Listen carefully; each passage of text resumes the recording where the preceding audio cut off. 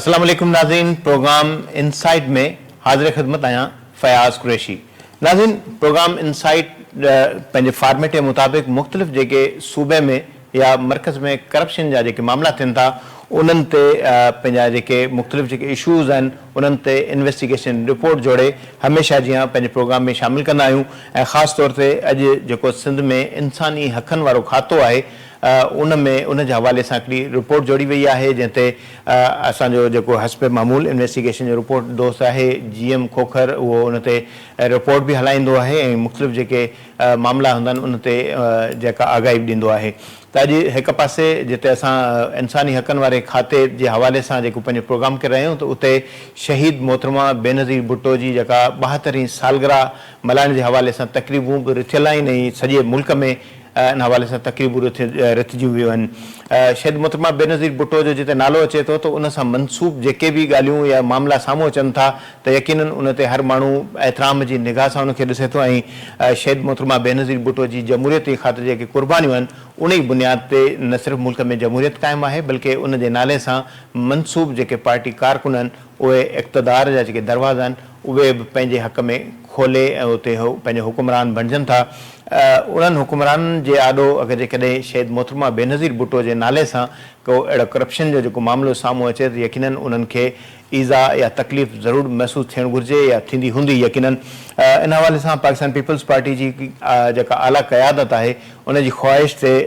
इंसानी हक़नि वारे खाते पारां शहीद मोहतरमा बेनज़ीर भुट्टो जे नाले सां एवॉर्ड तक़रीब जेका आहे उहा रथण जे हवाले सां हिदायत कई वई ऐं लाॻीतो 2021 खां वठी इन हवाले सां हर साल खाते में न सिर्फ़ु बजट रखी वेंदी आहे बल्कि बदक़िस्मती सां इन हवाले सां जेका क़ाइमु जेका स्क्रूटनी कमेटी आहे जंहिंमें मुख़्तलिफ़ मकतब फ़िक्र जा माण्हू जंहिंमें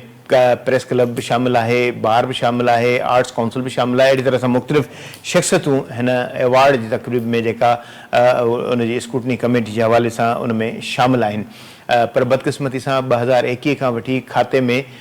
करोड़े रुपया जेका बजट मंज़ूर कराइण बावजूदि बजट रखण बावजूदि उन ते न सिर्फ़ु अमल बि नथो थिए बल्कि उन हवाले सां जेके ख़ासि मददगार आहिनि उन्हनि खे पोर्टफोलियो मिलंदो रहियो आहे पर उहे इन तक़रीब जे हवाले सां का अॻुभराई बि न करे सघिया आहिनि बल्कि मुसलसिल नाकाम थींदे नज़र आया आहिनि। वीरजी कोहली हुजे या अहिड़ी तरह सां को बि खाते जो जेकॾहिं ख़ासि मददगार जंहिंमें सुरेंद्र वल्ला साहिब इन खाते खे संभालियो ऐं माज़ी में मुख़्तलिफ़ जेके ख़ासि मददगार आहिनि हवाले सां खातो हलाईंदा रहिया आहिनि। ताज़ो मौजूदा जेका मिनिस्ट्री आहे पोर्टफोलियो आहे उहा कंहिं बि ख़ासि मददगार जे बदिरां सिंध जे वॾे वज़ीर सैयद मुराद अली शाह वटि आहे ऐं बार बार हिदायतुनि जे बावजूदि टास्क ॾियण जे बावजूदि इन एवॉर्ड तक़रीब जे हवाले सां का बि अॻुभराई थींदी नज़र नथी अचे। आगा फ़खर साहिबु जेको माज़ी में DG फूड अथॉरिटी हुयो ऐं हिन खाते में डायरेक्टर आहे उनखे बि वॾे वज़ीर सैयद मुराद अली शाह इजलास सॾाए हिदायतूं कयूं त खाते में इहा जेका एवॉर्ड वारी जेका तक़रीब आहे उहा रथी वञे पर उहा बि इन में इन हवाले सां नाकाम थियो ऐं करोड़े रुपया जेका बजट मुख़्तस ऐं इन खां पोइ वापसि थियण जे हवाले सां सिलसिला हलंदा रहिया ऐं ताज़ो जॾहिं सिंध जे वॾे वज़ीर सैयद मुराद अली शाह गुज़िरियल साल पंहिंजे वज़ारत इला जो टेहर मनसब संभालियो त उन ॾींहं ते इहा तक़रीब रथी वई। सिर्फ़ु 1 कलाक अॻु में इहा तक़रीब मुलतवी कई वई, अमन अमान जो जवाज़ बणायो वियो ऐं तक़रीब जंहिं ते उहे करोड़ों रुपया ख़र्च कया विया बाक़ी जेका रहियल रक़म आहे उहा ॿीहर जेका टेहर जेका उहा लेप्स थी वई। 2024 जो इहो प्रोग्राम न थी सघियो ऐं 2021-22 जी जेका बजट हुई उन खां शुरूआति थींदड़ प्रोग्राम मुसलसिल नाकाम थींदो नज़र पियो थो अचे। मूं पहिरीं ज़िक्र कयो हिन प्रोग्राम में ज़ाहिर आहे असां इन्वेस्टिगेशन सेल जी जेका रिपोर्टूं आहिनि उन्हनि ते मुबनी प्रोग्राम कयूं था ऐं इन्वेस्टिगेशन जे सेल जे हवाले सां असांजो हस्ब मामूल जेको महिमान आहे GM खोखर साहिबु जंहिं सां पहिरीं त तव्हांखे प्रोग्राम में भलीकार उन हिन हवाले सां रिपोर्ट जड़ी आहे। GM साहिबु छा सम्झो था अॼु मोहतरमा साहिबा जो पाण ज़िक्र कयूं था ऐं जमहूरियत उन्हनि जी क़ुर्बानी जे नतीजे हिन सूबे हिन मुल्क में क़ाइमु आहे, माण्हू आज़ादी साह बि खणनि था बल्कि इंसानी हक़नि जो जेको खातो उनखे प्रायोरिटी बि नथी मिले ऐं हमेशह ख़ासि मददगारनि जे जेको हवाले हूंदो आहे ऐं अवार्ड तक़रीब थी वई उन में कहिड़ा मामला जेके आहिनि इंकिशाफ़ थिया आहिनि त छो इन खाते में नाकामी थिए थी, छो इहे जेके बजटूं वापसि थियनि थियूं ऐं जेके ख़र्च थियनि था उहे ज़ाया थियनि था ऐं केरु केरु हिन कमेटियुनि में शामिलु हुया। महिरबानी फयाज़ साहब, बिल्कुलु तव्हां सही फरमायो त अॼु मोहतरमा शहीद बेनज़ीर भुट्टो जी सालगिरह आहे ऐं असां जेका अॼु स्टोरी खणी आया आहियूं पंहिंजे नाज़रीन जे लाइ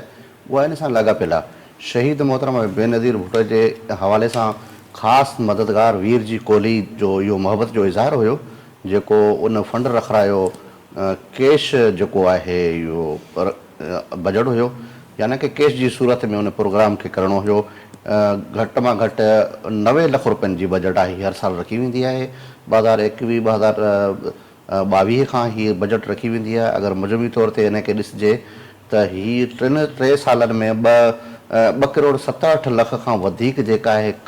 पैसा जेके आहिनि उहे लिफ्ट थी चुका आहिनि यानी कि वापसि इन्हनि डिपार्टमेंट खां वापसि थी विया, ख़र्च न थी सघिया आहिनि। हिते आउं इहो ज़िक्र करणु बि लाज़मी सम्झां छो त 2024 जी शुरू में हीअ प्रोग्राम रखण जे लाइ जेको आहे कोशिशि कई वई ऐं इन लाइ बाक़ाइदे सां 1.5 करोड़ जेको नाणे खाते खां कढायो वियो, पैसा जेके कढाया विया। यानी हर साल 21-22, 22-23, 23-24, 24-25, हाणे 25-26 जी नई बजट असां 3 सालनि में मां ज़िक्र कयो त 2 जेको आहिनि करोड़ 67 लख रुपया लैप्स थी चुका आहिनि। 2 करोड़ 67 लख रुपया लैप्स थी चुका आहिनि हिन टाइम ताईं। ऐं 2024 जी मां तव्हांखे ॻाल्हि कई त हीउ प्रोग्राम मुनक़द थियणो हुयो।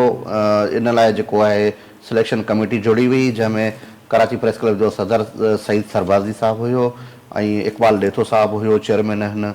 कमीशन्स जा ऐं सिविल सोसाइटी मां कुझु माण्हू हुया। उन्हनि सिलेक्शन कई जंहिंजे बि माण्हू जा ऐं कंहिं कैटेगरी पे जेको 11 कैटेगरियुनि ते इनखे मुश्तमिल कयो वियो ऐं इन्हनि जा अख़बार में इन को कराची प्रेस क्लब जो हाणे सदर बि तब्दील थी चुको आहे। डेथो साहिब जो तव्हां ज़िक्र कयो उहो पंहिंजे मनसब तां हटी चुको आहे। जी मुंहिंजे ख़्याल में आर्ट्स काउंसिल जो सदर जेको आहे उहो ॿीहर वरी ठहिर हमेशह जंहिंजी चूंड। जी हा। ऐं बदकिस्मती सां हीउ प्रोग्राम न थी सघियो। तव्हां ज़िक्र करे चुका आहियो त मुंहिंजी हाणे जेको सेक्रेटरी आहे अकरम अली ख्वाजा उन सां मुंहिंजी ॻाल्हि ॿोल थी आहे त हुन जो चवणो त बिल्कुलु हीअ हिकिड़ी बदकिस्मती आहे त हीअ मोहतरमा शहीद जे नाले सां जेको आहे हीअ फंड रखियो वियो ऐं उहो प्रोग्राम न थी सघियो। त मतिलबु हिन वटि एतिरो टाइम कोन हो जो हू मोहतरमा शहीद भुट्टो जे नाले सां हिकिड़ो प्रोग्राम रखंदा। हिकिड़ो प्रोग्राम मुनक़द बि कयो हो हिननि त उहो 1 कलाक अॻु में उनखे मुलतवी करिणो पियो। उनजो सबबु असीं ॻाल्हायो त सेक्रेटरी हुई औरत सेक्रेटरी तहसीन फातिमा उन सां फातिमा साहिब अॻूणे सिंध जे चीफ सेक्रेटरी सोहेल राजपूत जी भेण आहे।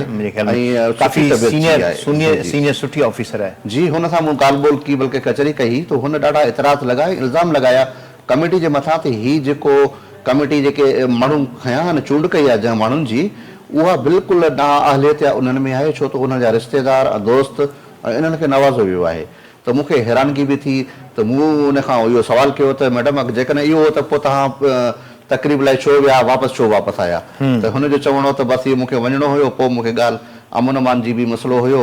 ऐं ईअं मां वापसि अची वियुसि ऐं प्रोग्राम हुननि ॾाढो वाइदो कयो त असीं हीअ प्रोग्राम कंदासीं फंड इस्तेमालु कंदासीं। ॾिसो न तहसीन फातिमा जेका खाते जी सेक्रेटरी बि हुई ऐं उन इहो एतिराज़ बि कयो त हीअ जेका सिलेक्शन जेका कई वई आहे माण्हुनि जी लिस्ट जेका ठाही वई जंहिंमें 11 कैटेगरियूं मुस्तक़िल जेके माण्हुनि जूं त जेके इहे माण्हू नामज़द कया विया आहिनि उहे मिट माइट अज़ीज़ पंहिंजा नवाज़ी अकरबा परवरी। जी बिल्कुलु उनजो इल्ज़ाम हुयो। अच्छा हाणे इन्हनि में जेके कैटेगरीज़ आहिनि जीअं ऑफ द रिकॉर्ड त कचहरी न कई अथई? न ऑफ द रिकॉर्ड न हो ऑन द रिकॉर्ड हो मूड रिकॉर्डिंग हिन जी मौजूदु हुई। आहे त डबिंग ऑफिसर मज़बूत ऑफिसर आहे। न बिल्कुलु हुन चयो त बिल्कुलु मां चवां थी ऐं मूंखे इनखे चेंज करिणो आहे ऐं इन जी नए सिर जेको आहे इन जी चूंड कई वेंदी लिस्ट कमेटी ॿी ठाही वेंदी। पर हैरत जहिड़ी ॻाल्हि आहे जेको हाणे सेक्रेटरी आयो आहे उहो चए थो त जेका पुराणी लिस्ट आहे उन तहत ई असां जेके अवार्ड जी तकरीब कंदासीं जुलाई खां कमु शुरू कंदासीं इनशाला ही थी वेंदो। माना ख्वाजा साहिब जेको तहसीन फातिमा जे ऑब्जेक्शन खे रद्द कंदो ऐं पुराणी लिस्ट जे तहत जेको ई इहो जेको आहे अवार्ड तकरीब मुनक़द थींदी। पर हिन में जीअं माण्हू अवार्ड त ज़न में ईअं हूंदो आहे त को इहे पंहिंजो अवार्ड हूंदो जेको गले में विझंदा ईअं आहे या शील्ड आहे कीअं हूंदो पैसा आहिनि कहिड़ी सूरत में हूंदो? फैसा बि हीअ आहे अवार्ड जेको आहे जंहिंमें 1 करोड़ 50 लख रुपया फंड कढायो वियो 2024 में उन जी जेका आहे मूं वटि जेका डेटा मिली फंड मां 85 लख रोक अवार्ड समेत 2-2 लख कमेटी मेंबरनि खे ॾियण जी मंज़ूरी जेका आहे उन कमेटी ॾिनी हुई। इन खां अलावा जेके 5 लख रुपया फी अवार्ड सां गॾु हुया रोक रक़म अवार्ड विथ मनी। जी कैश छो त उन्हनि में जेको बजट में जेको अकाउंट हेड ऑफ अकाउंट्स आहे उन में लिखियलु आहे क्राइटेरिया छा आहे? क्राइटेरिया आहे 5 लख रुपया फी जेके अवार्ड मुनक़द थिया विया आहिनि उनखे मिलंदा ऐं 2 लख रुपया जेके क्राइटेरिया ही त थियो पैसा जी पर ख़िदमतूं कहिड़ियूं हुजणु घुरिजनि? ख़िदमतुनि जे हवाले सां जेका सिलेक्शन कमेटी जेका कयो हो उहो इंसाफ़ जी फराहमी जे लाइ जेका खैरपुर मां वकील आहे ख़ादम हुसैन मीराणी, उमरकोट मां एडवोकेट मोहम्मद बख्श कुंभर जी चूंड कई हुई। अहिड़ी तरह ॿारनि जे हक़नि वारे अवार्ड लाइ कराची जे मोहम्मद हमज़ा ख़ान, जामशोरो मां अब्दुल वहीद जुणेजो, हैदराबाद मां कंडो ख़ान, खैरपुर मीरठ मां कुर्बान अली मंगी जो नालो तजवीज़ कयो। माना सम्झो था इन्हनि माण्हुनि जी वॾियूं ख़िदमतूं आहिनि जिन खे अवार्ड जेके फैज़ साहब इन्हनि माण्हुनि खे आउं कोन सुञाणा जेके आहिनि, हिन मां हिकु ॿ माण्हू आहिनि जेके मुंहिंजे नज़रनि में आहिनि। ऐं अॻिते हलूं था त पोरियत जेको आहे अवार्ड उन लाइ हैदराबाद जे जावेद हुसैन ऐं जेका गुड गवर्नेंस वॾो लफ़्ज़ आहे त उन लाइ अवार्ड जे लाइ सुहेल अज़ीज़ ऐं औरतुनि जे अवार्ड लाइ सखर जे आबदा बीबी जो नालो चूंडियो वियो। ऐं ख़दरनि फ़क़ीरनि जो जेको आहे मुंझिल तबिको आहे उन्हनि जी अवार्ड जे लाइ निशा राव ऐं वालिदीन वारे अवार्ड जे लाइ नवाब शाह जे अकरम अली ख़ासकली खे नामज़द कयो वियो। मज़दूरनि जे हक़नि बाबति अवार्ड माज़ूरनि जे हक़नि जे बाबति जेके अवार्ड जे लाइ जेको नवाब शाह मां आबदल अशारी सहाफ़ती ऐं इन्हनि जी जेके आहे अवार्ड जे लाइ आज़ादी जे लाइ अवार्ड लाइ हादी सांगी खे जेको आहे मुंतख़ब कयो वियो। कोरंगी जे इन मां रिहाइशी आहे उन्हनि जी। ऐं ज़हनी अक़लियतुनि वारे अवार्ड लाइ नवाब शाह जे साजिद अली मीरानी, माहौलियाती अवार्ड लाइ सैयद अब्बास अली खे इन्हनि जी चूंड कई वई। माना इन्हनि माहौल ते कमु कयो आहे, सहाफ़त में कमु कयो आहे, मज़हबी ख़िदमतूं कयूं आहिनि, ॿारनि जूं ख़िदमतूं कयूं आहिनि। फैज़ साहब हिकिड़ो हिते आहे त हादी सांगी खे जेको अवार्ड ॾिनो वियो आहे उहो बहादुर फोटोग्राफर हुयो, लाड़काणे में रहियो। शहीद मोहतरमा बेनज़ीर भुट्टो जो हवाई जहाज़ में तव्हां अगरि क्लिप ॾिठी हूंदी त उनजो इंटरव्यू कयो हो ऐं उनखे ॾाढो साराहियो हो मोहतरमा बेनज़ीर भुट्टो। शहीद मुनीर सांगी जो हादी बख्श उनजो चाचो आहे जी, उनजो चाचो आहे ऐं हीउ हक़दार आहे मुंहिंजे ख़्याल में शहीद अवार्ड जे हवाले सां इनखे जेको मिलियो आहे त मां इनखे भायां थो त हीउ बहितर अवार्ड आहे, सुठी चूंड माना आहे। सहाफ़त जे हवाले सां चलो ठीकु, हादी सांगी खे असां ॿुधूं था, मुनीर सांगी साहिब जो वाक़ियो ॿुधो आहे, शहीद थियो आहे, सहाफ़त में उन्हनि जी ज़ाहिर हिकिड़ी ख़िदमत आहे। पर अक्सर नाला जंहिंमें इहो ज़िक्र नज़र अचे थो, मीराणी साहिबु, साजिद अली मीराणी साहिबु या आबिदुल आशारी साहिबु, इहे मुख़्तलिफ़ माण्हू, कॾहिं इन्हनि जो को अहिड़ो अचीवमेंट का रिकॉर्ड में का नज़र आई आहे? ऐं घणेई तइदाद जेका आहे उहा नवाब शाह जी आहे, हैरत जड़ी। पर इहा ॻाल्हि बि आहे उतां नवाब शाह त वरी पोइ शहीद बेनज़ीर भुट्टो जो ज़िलो आहे, शहीद बेनज़ीर भुट्टो जो न शहीद नाले सां शहीद बेनज़ीर आबाद जे नाले सां ज़िलो आहे, पर सदर आसिफ अली ज़रदारी, ज़ियाल अंजार साहिबु गरू वज़ीर, बिलावल साहिबु आहे उन्हनि जो सरदार आहे, ज़रदारी क़ौम जो जेको आहे कास्ट जो, उतां वॾियूं शख़्सियतूं हुन। ऐं मुंहिंजे ख़्याल में त उतां नाला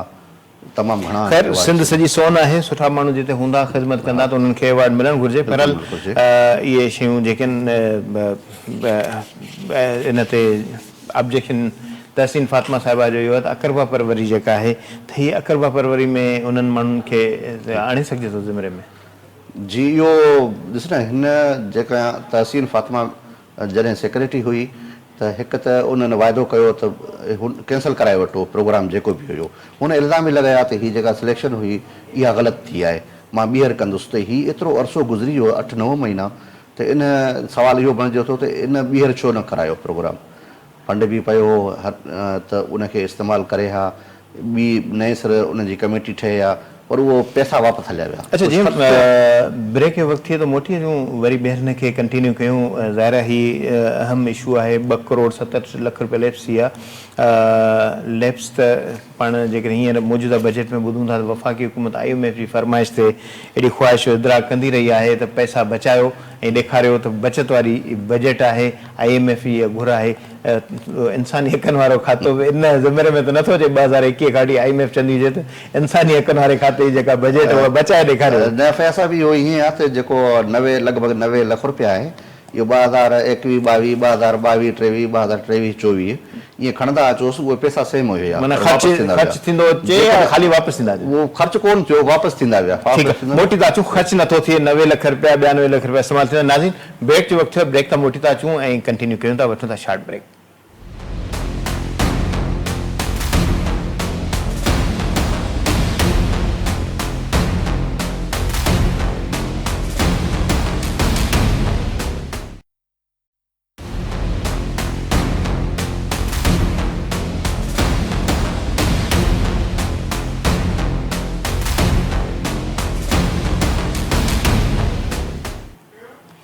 इंसाइट में ॿीहर भलीकार इंसानी हक़नि वारे खाते जे हवाले सां ज़िक्र कयोसीं त शहीद मोहतरमा बेनज़ीर भुट्टो असां अॼु बेनज़ीर भुट्टो साहिबा जी सालगिरह जो जेको 72 ही जेका सालगिरह उन मुनासिबत सां बेनज़ीर एवॉर्ड जी बुनियाद ते हिन प्रोग्राम खे असां रखियो हुयो सिलेक्ट कयो आहे अॼु ॾींहं सां त पीपल्स पार्टी पंहिंजी क़ाइद पंहिंजे जेका अॻुवाणनि पंहिंजी क़यादत जिन जी बदौलत हुक्मरान जमायत बणियल आहे ऐं हमेशह मुखालफ़नि खे 17 साल खुटकंदा आहिनि ऐं 17 साल जेकॾहिं खुटकनि था त उहो तनक़ीद बि कनि था त अगरि जेकॾहिं कंहिंखे तनक़ीद करण जो मौक़ो मिले थो इल्ज़ाम हणण जो मौक़ो मिले थो त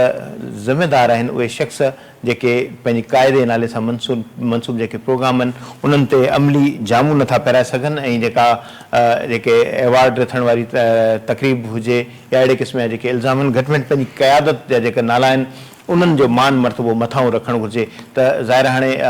तव्हां ज़िक्र कयो त हाणे खातो सिंध जे वॾे वज़ीर सैयद मुराद अली शाह वटि आहे शाह साहिब वटि 11-12 खाता आहिनि अॻु में घरू खातो हूंदो हुयो हाणे उहो न आहे अहिड़ी तरह सां मुख़्तलिफ़ खाता जेके आहिनि हाणे मुख़्तलिफ़ नवां जेके वज़ीर इंडक्शन थी त पहिरियों दफ़ा इहे घरू खातो ॿिए पासे वियो ऐं हमेशह असांजे दोस्त मीडिया में इहे ॻाल्हियूं कंदा रहंदा आहिनि त अॼु सिंध काबीना में तब्दीली थी थिए फलाणे वज़ीर खां जेको खातो वरितो थो वञे त हीउ इंसानी हक़नि वारो खातो जिते इंतिहाई अहमियत रखे थो ज़ाहिर इंसान ऐं इंसानी हक़ इंतिहाई अहम आहिनि दुनिया जे मुख़्तलिफ़ मज़हबनि खे जेके जाचियो वियो ऐं उन जा जेके मजमूई इज्तिमाही तौर ते हिकु जहिड़ाई रखंदड़ जेके 33 नुक़्ता आहिनि उन्हनि ते जेको इंसानी हक़नि जो जेको क़ानून जोड़ियो वियो आहे ऐं आर्टिकल जेको 19 आहे इंसान खे जेको इज़हार जी आज़ादी जो हक़ु ॾिए थो त इहे समूरी जेके ॻाल्हियूं आहिनि उहे इंसानी हक़नि सां जुड़नि थियूं ऐं इंसानी हक़नि जी बुनियाद ते अगरि जेकॾहिं का शख़्सियत को अहिड़ो किरदारु अदा करे थी त उनखे लाइक़ तहसीन ऐं उनजो हक़ु बणिजे थो त उनखे एवॉर्ड ॾिजे ऐं फाइनेंशियल सपोर्ट यानी जेका एवॉर्ड में ॾिनल जेका रक़म आहे मुख़्तस कई वई आहे ऐं केतिरा इहे हूंदा माण्हू जिन खे इहो एवॉर्ड जेको ॾियण जे हवाले सां फ़ैसिलो थिए 5 लख रुपया ज़ाहिर 5 लख रुपया हिकिड़ी वॾी रक़म आहे जेकॾहिं को माण्हू बीमार थिए थो त अस्पताल में 5 लख रुपया इलाज जे लाइ त नंढड़ी रक़म आहे पर हूअं जेकॾहिं ॾिसिजे त वॾी हिकिड़ी रक़म आहे 5 लख रुपया जंहिंमां माण्हू कुझु न कुझु ज़रूरु ठाहे सघे थो ऐं माण्हू इमदाद जे लाइ हुकूमत खे अप्लाई कंदा आहिनि ऐं वॾी रक़म घुरंदा आहिनि त अंदाज़ो आहे त हिकिड़ो केतिरा माण्हू 17 जेके कैटेगरीज़ हुयूं 11 कैटेगरीज़ 17 जेके जल्दी चूंड कई वई 17 माण्हुनि जी ऐं जेका तव्हां ॻाल्हि कई त हिकु अहिड़ी शख़्सियत जी सालगिरह आहे शहीद मोहतरमा बेनज़ीर भुट्टो जो जेको जॾहिं यादि थो अचे त अखियुनि मां ॻोढ़ा जेके आहिनि उहो अची वेंदा आहिनि ऐं मूंखे अफ़सोस थिए थो त इंसानी हक़नि जो खातो ऐं उनजी ठीकु आहे हिकिड़ी जॻह ते उनजो कमज़ोर खातो आहे फंड तमामु घटि रखियो वञे थो जेकॾहिं मोहतरमा शहीद भुट्टे जो ॾिसो नालो अचे थो उते अगरि का कोताही नज़र अचे थी त फयाज़ साहिबु पोइ ई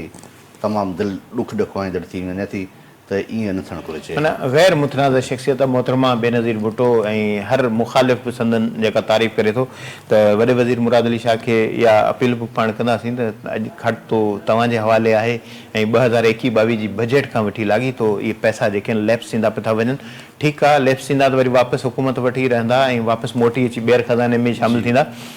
17 माण्हू 5-5 लख रुपए हिसाब सां यानी 85 लख रुपया ऐं ॿियो बि हिकिड़ो पाण हिन में ज़िक्र कयो त 2 लख रुपया जेको आहे उहे कमेटी जा जेके मेंबर आहिनि त हीअ जेका कमेटी आहे उन में केरु केरु शामिल आहिनि जहिड़ी तरह सां सदर कराची प्रेस क्लब सईद सरबाज़ी साहिब जो तव्हां ज़िक्र कयो सरबाज़ी साहिब सां मूं ॻाल्हि ॿोल थी आहे हिन हवाले सां हुन चयो त जॾहिं मूं ॾिठो हिननि खां सवाल जवाबु कयो त बाबा हीअ जेके तव्हां माण्हू खणी अचो पिया जंहिं कैटेगरी जे लाइ इहे त इन्हनि जे लाइक़ु न आहिनि त उन्हनि इनखे नज़रअंदाज़ कयो सईद सरबाज़ी साहिबु एतिरो चवणु हुयो त मां पहिरीं कमेटी में वियुसि मूंखे जॾहिं ग़लति सभु कुझु लॻो मूंखे सम्झ में ॻाल्हि न आई त मां बाइकाट करे निकिरी आयुसि उन कमेटी मां ऐं हुन खां पोइ मां कंहिं बि इजलास में शरीक न मतिलबु इहो आहे त सिलेक्शन जेका आहे उहो मुतनाज़ थी जेकॾहिं मुतनाज़ थी त तहसीन फातिमा साहिबा जो जेको एतिराज़ आहे उहो जाइज़ आहे एवॉर्ड कंहिं पार्टी जो मुहताज न हुजणु घुरिजे मुखालिफ़ जेकॾहिं आहे अगरि जेकॾहिं उहो हक़दार आहे उनजो किरदारु आहे कमु कयो हिन वक़्तु मिसाल जे तौर ते पंहिंजो मुल्क या पाकिस्तान या सूबो या असांजा शहर असांजा माण्हू मौसमी तब्दीलियुनि खे बदतरीन नमूने सां जेको मुंहुं ॾेई रहिया आहिनि गर्मी जी जेका सूरत हाल आहे नाक़ाबिले बर्दाश्त थींदी पई वञे यानी हीट वेव 50 डिग्री खां जेकॾहिं वधीक जेकॾहिं थी वञे ऐं फीलिंग जेका 5 खां 7% वधीक महसूस थिए त हिन में वण पोखण वारो त को माण्हू नज़र नथो अचे जेको घटि में घटि असांजे हिन माहौल में थधिकार त पैदा करे न जेका ही बाहि भरी पई आहे मौसम जी तपश जेकॾहिं पाण ऑफिस जे हिन थधनि पंखनि खां ॿाहिरि था निकिरूं त पाण साह मुंझंदे महसूस था कयूं त ग़रीब जेको मज़दूर आहे जेको हिन गर्मीअ में हिन पघरनि में शल थी जेकॾहिं अहिड़े क़िस्म जा कमु करे थो त सम्झो त अहिड़े क़िस्म जो जेको माण्हू घटि में घटि जेको वण पोखे थो उन्हनि खे त अवॉर्ड में शामिलु कनि मुर्तज़ा वहाब मेयर कराची आहे उनजो ज़िक्र इन में करणु घुरिजे असांखे अगरि जेकॾहिं उन्हनि जी का कोताही का ख़राबी नज़र अचे थी असां बिना रंडक जे उनजे मथां तनक़ीद कयूं था कराची में अॻूं जेको आलमी असांजो जेको नाज़िम हुयो माहौल जे हवाले आलमी हिकिड़ो नाज़िम हुयो जंहिंखे रिकग्नाइज़ कयो वियो त शहर खे अलाए किथे पुॼाए छॾियो उन शहर में हिकिड़ो बदतरीन क़िस्म जो वणु लॻायो जंहिंखे चवंदा आहिनि कोनो कार्पस मौसम जो दुश्मन वण हुयो ऐं कोनो कार्पस जी हाँ उहो बरसात खे रोकींदो आहे बादलनि खे हटाईंदो आहे मौसम जे हिसाब माना शहर में ख़तरनाक वण हुयो ख़तरनाक वण बल्कि शहर जे जेके पाणी जी पाइप लाइनूं उन्हनि में उन जूं जड़ूं जेके आहिनि अंदरि फुलिजी उनखे बंदि कनि थियूं ऐं शहर जी पाणी जी जेका मुंतक़िली उनखे रोकींदो आहे ड्रेनेज जो जेको निज़ाम आहे त मुर्तज़ा वहाब साहब तव्हांखे इंसानी हक़नि जे खाते में अगरि जेकॾहिं मुंहिंजे ख़्याल में मुंहिंजी ज़ाती तदलीअ चए थी त शहर में मूं शारा फैसल जी तव्हांखे मिसाल ॾियां यानी 70-80 सैकड़ो जेके कोनो कार्पस या वण न कटे उन जाते निम गुल मोहर पिपर सिंधी पाण नाला ई ॿुधायूं था जेके इहे थिया केॾा ख़ूबसूरत वण जेके गुल चिट जा नज़र था अचनि नर्सरी वटि शारा फैसल वटि मज़े जहिड़ी तव्हांखे ॻाल्हि ॿुधायां FTC असांजो जेको फाइनेंशियल ट्रेड सेंटर आहे दुनिया में त इहो ट्रेड नालो ॾाढो मशहूरु आहे उनजे अॻियां जेके वण लॻल हुया ॾाढो वॾो छांवरो हुयो कराची जी हिकिड़ी वॾी अस्पताल आहे जंहिंमें पूरे मुल्क खां इलाज जे लाइ माण्हू ईंदा आहिनि उते हिकिड़े ऑफिसर मूंखां हिकिड़ो सुवालु कयो चई यार ये क्या शहर का हशर लगा दिया है जो क्या हो गया छा थियो आहे त मूंखे चई त यार ये इतनी ठंडी छांव लगी हुई थी सड़क पर ये कैसे इन्होंने कर दिया दरख़्त काट दिए मूं उन खां पुछियो मुंहिंजो तव्हां एतिरा लाल में वॾे वॾे इदारे में वेठा आहियो तव्हांखे ख़बर न आहे क्या हुआ मुझे आपको पता है ये इंसानी सेहत के लिए बदतरीन किस्म का दरख्त है और दमे की मर्ज यानी सांस की बीमारियां फैलती हैं यानी लोगों को सांस लेने में दुश्वारी होती है तो उन्होंने वो दरख्त निकाल के वहाँ पर नीम और दूसरे दरख्त लगाए तो ये 1-2 साल में जब बड़े हो जाएंगे तो आपको ये दोबारा छाँव मिल जाएगी मगर ये आपकी सांस की बीमारियाँ ये अस्पताल आप खोल के बैठे हुए अरबों पे लगा रहे हैं तो इससे आपको फ़ायदा नहीं होगा यानी मुंहिंजी त इहा ज़ाती तौर ते राय आहे त अगरि जेकॾहिं शहरी ॿेलो अगरि जेकॾहिं लॻाइनि था फॉरेस्ट सिटीज़न फॉरेस्ट त इहो नासिर शाह उन दौर में हुयो लियारी एक्सप्रेस वे जे हेठां जेको नालो उन में वण लॻाया त अहिड़े क़िस्म जा जेके कम आहिनि उन्हनि माण्हुनि खे ॾेई सघिजे थो त हिकिड़ो पाण ज़िक्र इहो पियो कयोसीं त 85 लाख रुपया एवॉर्ड रोक जेको उन्हनि खे ॾिनो वेंदो ऐं 2-2 लाख रुपया कमेटी मेंबरनि कमेटी मेंबरनि जो अंग आहे त केतिरा हुया बार काउंसिल आहे आर्ट्स काउंसिल आहे इंसानी फैज़ साहब 9 रुकनी कमेटी हुई ऐं असां ज़िक्र कयोसीं त ही एंड में जेको डिपार्टमेंट आहे सैयद मुराद अली शाह 18 लाख रुपया इहे थिया जी हा सैयद मुराद अली शाह साहब इन हवाले सां मीटिंग घुराई ऐं जीअं तव्हां ज़िक्र करे वियो आगा फ़ख्र जे हवाले सां त उनखे अहकामात जारी कया त ही तव्हां जेको एवॉर्ड मुनक़द करे ॾियो मूंखे जल्दी में पर हू नाकाम पियो ऐं मां तव्हांखे हिकिड़ो अंग खर ॾेखारियां त हीअ इंसानी हक़नि वारो जेको खातो आहे इहो मसवाड़ ते पियो हले इन जो जेको डायरेक्टोरेट आहे या सेक्रेटरेट जेको आहे उहो उनजी मूं अंग खर कढिया नए साल जे में त घटि मां घटि 7 करोड़ खां मथे हू अदायगी करे थो मसवाड़नि जी मद में 7 करोड़ रुपया 7 करोड़ जी हा जंहिंमें सेक्रेटरेट साइड जी सालियानो मसवाड़ 2 करोड़ 19,62,000 जेको आहे सालियाना थिए थी अहिड़ी तरह जेको आहे नुमाइश मेला ऐं ॿिया जेके क़ौमी जश्न मल्हाइण लाइ इंसानी खातो जेको हर साल 5 करोड़ 25 लख रुपया उहो उन लाइ रखिया विया आहिनि अहिड़ी तरह गिफ्टनि जे लाइ 63,57,000 स्कॉलरशिप जे लाइ तमामु बहितरीन ॻाल्हि हाणे पाण जेके डिफरेंस कयूं 7 करोड़ रुपया तव्हांजा विया मसवाड़ ते जी हा ठीकु आहे नुमाइश लॻाइण ते ठीकु आहे हलो नुमाइश कुझु सम्झ में अॻे सोचींदा हुआसीं ॿुधंदासीं मीना बाज़ार लॻे थी पर जेको खातो जंहिंजो नालो आहे इंसानी हक़ ऐं 7 करोड़ मसवाड़ ते यानी तव्हांजो एवॉर्ड ॾियो त 85 लख जा मसवाड़ूं वेरे था 7 करोड़ या त पोइ यानी तव्हां जेको खातो जोड़ियो त पोइ तव्हांजे लाइ सरासर नुक़सानु आहे पर वॾे वज़ीर साहिब खे इहो बि सोचणु घुरिजे न त इहा त माना बदतरीन ज़्यादती आहे न यानी ख़र्च तव्हांजो 1.5 करोड़ रुपया जेको इंसानी भलाई ते थिए थो तव्हां सेक्रेटरेट में वेंदो त अलाए केतिरियूं जॻहियूं ख़ाली पयूं आहिनि अगरि तव्हां इंफॉर्मेशन वारी साइड ते वञो त केतिरियूं जेके आहिनि ऑप्शनूं ख़ाली पयूं आहिनि हिते अंग्रेज़ ज़माने जा जेके ठहियल आहिनि बैरक्स रिपेयरिंग करणी आहे उन्हनि जी वट टुक करणी हुई उनखे ठाहिणो आहे उनखे केतिरो ख़र्च बि कोन ईंदो ऐं हीअ 7 करोड़ खां वधीक जेका रक़म आहे उहो मसवाड़नि जी मद में वञे थी। अहिड़ी तरह जेके मेला लॻाइण इन जो कमु त न आहे, मेला स्पोर्ट्स वारा डिपार्टमेंट लॻाए सघनि था, नुमाइशूं हणंदा आहिनि। ही क़ौमी जश्न मल्हाइण लाइ 5 करोड़ 25 लख रुपया सिर्फ़ क़ौमी जश्न जे लाइ 5 करोड़? जी हा, उन लाइ उन नई माली साल लाइ रखिया विया आहिनि। अहिड़ी तरह गिफ्ट लाइ 63 लख रुपया, स्कॉलरशिप लाइ 90 लख रुपया 25,000 रुपया, स्कॉलरशिप जेका ॿारनि जी थींदी आहे, स्कॉलरशिप। जी हा, स्कॉलरशिप उन लाइ जेके 90 लख रुपया घटि में घटि इन्हनि में रखिया विया आहिनि। ऐं सेक्रेटरी ऑफिस लाइ 1000 सीसी जूं 2 कारुनि जी ख़रीदारी लाइ जेको आहे 1 करोड़ 63 लख 36,000 रुपया रखिया विया आहिनि। अहिड़ी तरह साॻी सेक्रेटरी जी ऑफिस लाइ 2 मोटरसाइकिलनि जी ख़रीद लाइ 3 लख 20,000 रुपया रखिया विया आहिनि। माना पोइ माना छा चइजे हिन ते? अंधेर नगरी ऐं चरवड़ राजा माना इहा त पोइ इहा त ज़्यादती आहिनि, बदतरीन ज़्यादती। घटि में घटि इहा त इन मामले सां जेकॾहिं इहो जाइज़ो वठिजे त इहा बदतरीन ज़्यादती न आहे, त यानी इंसानी हक़ उन मामले ते ख़र्च करण जे बजाए करोड़नि जूं गाॾियूं, 63 करोड़ रुपया हिकिड़े पासे ख़र्च थियनि, क़ौमी जश्न मल्हाइण जे लाइ 5 करोड़ रुपया ख़र्च थियनि। ठीकु आहे, क़ौमी जश्न असांजो पंहिंजो मुल्क आहे, असां मल्हाईंदासीं। मेला लॻाइण जे हवाले सां 5 करोड़ रुपया, इहा त इंसानी भलाई त न थी। इंसानी भलाई माना इंसानी भलाई जो खातो माना तव्हां एवॉर्ड पिया ॾियो। इंसानी भलाई माना अगरि जेकॾहिं मिसाल के सां ज़्यादती थी, कंहिं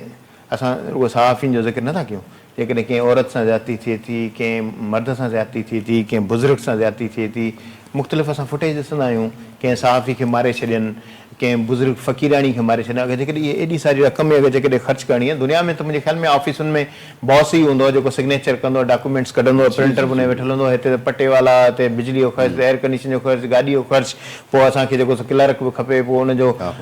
माण्हू बि खपे, चांहि ॾियण वारो बि खपे। पोइ इहे त माना सिर्फ़ु रुॻो ख़र्चु नालो इंसानी भलाई जे खाते जो आहे। इन ते हिकिड़ो पाण मुंहिंजे ख़्याल में ॿीहर वरी तफ़सीली हिकिड़ो प्रोग्राम बि कयूं न, त हीउ खातो इंसानी भलाई जे लाइ केतिरो थो ख़र्च करे ऐं इन जे अगेंस्ट में उनजो ॿियो ख़र्चो केतिरो, यानी जीअं पाण ज़िक्र कंदा आहियूं हिकिड़ो डेवलपमेंट ॿियो नॉन डेवलपमेंट। ऐं फैसा बि हिन इंसानी हक़ जो असुलु जेको मक़सदु आहे उहो इंसानी हक़नि जी पैरवी करणु, निगहबानी, यानी कि निगहबानी करणु, उनजी रिपोर्ट CM साहिब खे ॾियणु, वॾनि आला अमलदारनि ते पहुचाइणु हूंदो आहे। इहो वीर जी कोहली कयो हो, ख़ासि मददगार हुया, उन ॾाढो कमु कयो हो। ऐं कृष्णा कोहली पाण ज़िक्र कंदासीं त पाकिस्तान पीपल्स पार्टी पहिरियों दफ़ा कोहलिन जी औरत खे सेनेटर बनाए छॾियो, उनजो भाउ आहे, उन कमु कयो। उन खां पोइ उन इंसानी हक़नि में कुझु बि करप्शन खां सवाइ को बि कमु न थियो आहे। तव्हां ॾिठो हूंदो त घटि मां घटि रांदियुनि ऐं इन्हनि जी मद में हिकिड़ो गिफ्ट जी मद में 2 करोड़ खां मथे हिकिड़ो ऑफिसर हुयो, उहो खणी भॼी वियो। उनजे मथां नैब में केस बि हलिया, एंटी करप्शन में केस थिया। पोइ अहिड़े क़िस्म जा काफ़ी दर्ज थिया आहिनि करप्शन जा केस। त ही इंसानी हक़नि जो डिपार्टमेंट आहे, तव्हां इंसानी हक़नि जे हवाले सां हिनखे इस्तेमालु न कंदो। ऐं उनखां अलावा सिंध गवर्नमेंट खे बि हिनखे ॾिसणु घुरिजे, वज़ीर आला साहिब खे बि ॾिसणु घुरिजे त हीउ हिकिड़ो अहम डिपार्टमेंट आहे इंसानी हक़नि वारो। इन लाइ बजट त घटि मां घटि वधाइजे, तमामु थोरी बजट आहे न, बजट तमामु घणी आहे, पर ॻाल्हि इहा आहे त जेका टारगेटेड जेका कमु हुजणु खपनि उन ते ख़र्च जे बजाए ख़र्चु छा ते थो थिए, गाॾियूं ख़रीद करणु। हाणे 7 करोड़ भला मसवाड़ ॾियणु, इहा को मुनासिबु क़दम आहे? ईअं त न थियणु घुरिजे। बिल्कुलु तव्हां वटि पंहिंजो सेक्रेटरीट में बैरिक आहे, उते स्टाफ जी जॻह कोन्हे वेहण जी, या जेकॾहिं स्टाफ आहे, जेकॾहिं जॻह आहे त स्टाफ कोन्हे, तव्हां बैरिक सॼो सीड़ाए वेठा आहियो, तव्हां वटि माण्हू आहिनि ई कोन, ऐं ॿिए पासे वरी तव्हां 7 करोड़ रुपया मसवाड़, मज़ाक आहे छा? भला हीउ घणो स्टाफ हूंदो इंसानी हक़नि जे खाते जो? मुंहिंजे स्टाफ एतिरो घणो न आहे, थोरो आहे, छो त पूरे सूबे में आहिनि, डिस्ट्रिक्ट लेवल ते बि 7 करोड़ यानी 50 लख रुपया महीनो तव्हांजो मसवाड़ या हुन में बिजली जा बिल इहे शामिल आहिनि। इहे मुख़्तलिफ़ कैटेगरीज़ आहिनि। हिकिड़े मां 2-3 इन्हनि में हेड ऑफ अकाउंट्स में ॾिठो, काफ़ी ॿिया रहियल आहिनि जी डायरेक्टोरेट्स, यानी कि सखर हलिया वञो, नवाज़ शाह हलिया वञो, ऐं मीरपुर ख़ासि उते बि थी सघे थो त मसवाड़ ते हुजे। हीअ जेका ॻाल्हि आहे, हीअ डायरेक्टोरेट ऐं सेक्रेटरी ऑफिस बिलाल हाउस जी भरिसां ई तव्हां यानी खाया पिया कुछ नहीं, गिलास तोड़ा अपने पैसे भरने जी, मशहूर जुमलो आहे न। पाण वेंदा आहियूं किथे त बाबा आयो, हिसाब किताब जो, ऐं वरी उनजी मरमत बि कयो, मरमत लाइ अलॻि रखियल आहिनि हिननि जे लाइ। अच्छा, पराई जॻह ते मरमत बि असां करियूं, मसवाड़ बि असां ॾियूं, मरमत बि असां करियूं। जीअं प्रोग्राम जो वक़्तु पुॼाणी थो पइजे थो, नाज़रीन अॼु जेको इनसाइट जो असांजो मौज़ू हुयो उहो इंसानी हक़नि जो खातो हुयो, ऐं इंसानी हक़नि जे खाते में अहिड़ा हाञा थियनि भरे हिन बंबोर में, यानी 7 करोड़ रुपया सेक्रेटरी साहिब जे सेक्रेटरेट ते ख़र्च कजे थो ऐं जेकॾहिं इंसानी हक़नि जे हवाले सां जेकॾहिं ख़र्च थिए थो त उन में एवॉर्ड ते ई रुगो 85 लख रुपया 17 माण्हुनि खे ॾिनो वञे थो ऐं अहिड़ी तरह सां 9 माण्हू जेके कमेटी आहिनि उन्हनि खे 18 लख रुपया जिन बाक़ी जेका बजट आहे वापसि थिए थी त पोइ उन खाते खे बंदि न करणु घुरिजे। अगरि जेकॾहिं अहिड़े क़िस्म जा कम हुजनि ऐं इंसानी भलाई जो खातो मिसाल कंहिं औरत सां कंहिं मर्द सां कंहिं माण्हू सां जी पैसा इन्हनि खे मिलिया न आहिनि। हीअ जॾहिं मुलतवी थी वई त इन्हनि खे कंहिंखे बि पैसा न ॾियणा इवेंट 1 कलाक अॻु में अगरि जेकॾहिं ऑर्गेनाइज़ थियल आहे 1 कलाक अॻु में जेकॾहिं मुलतवी थिए थो त पोइ बाक़ी जेके शामियाना ऐं टेबल कुर्सियूं काफ़ी थी उहे पैसा कोन डिपार्टमेंट खे ॿुधाइणु घुरिजे। उहे त ॾिना हूंदनि न ज़ाहिर उहो खाते को लाउड स्पीकर माइक ते लॻल न हूंदा, पोइ लाउड वारो माण्हू पंहिंजो खुराक लाइ हूंदा ॿिया हूंदा रिफ्रेशमेंट बि अची वई हूंदी, सभु शइ थी वेंदी, ख़र्च थी वियो हूंदो। नाज़रीन हीउ जेको इंसानी हक़नि जो खातो आहे कि जेकॾहिं इन क़िस्म जी कारकर्दगी रही त मुंहिंजे ख्याल में सिंध जे ख़ज़ाने ते अहिड़े क़िस्म जो बोझ आहे जेकॾहिं ज़्यादती आहे त उनखे कंहिं खाते में ज़म कजे, समाजी भलाई वारे खाते में ज़म कजे, घटि में घटि हिकिड़ो खातो थी कमु कजे, स्टाफ हिकिड़े पासे थिए, कम वारा जेके माण्हुनि खे कम वारे खातनि में मुंतक़िल कजे, जिन खातनि में भर्तियूं करण जी ज़रूरत हो उते हिननि खातनि खे सरप्लस में ॾियणु ओॾां मुंतक़िल कजे त CM साहिबु हिन खाते जो ज़ाहिर निगहबान वज़ीर आहे त उनखे इन हवाले सां सोचणु घुरिजे ऐं हेॾा वॾा ख़र्च जेके आहिनि उन्हनि ते ज़ाब्तो पाइणु घुरिजे ऐं हुते ज़ाहिर हेॾा वॾा ख़र्च अयाशी में ई काउंट थियनि था ऐं सिंध एतिरी जेका तरक़ी याफ़्ता न आहे जो असांखे एतिरे क़िस्म जी अयाशियूं जेके बर्दाश्त करणु घुरिजनि ऐं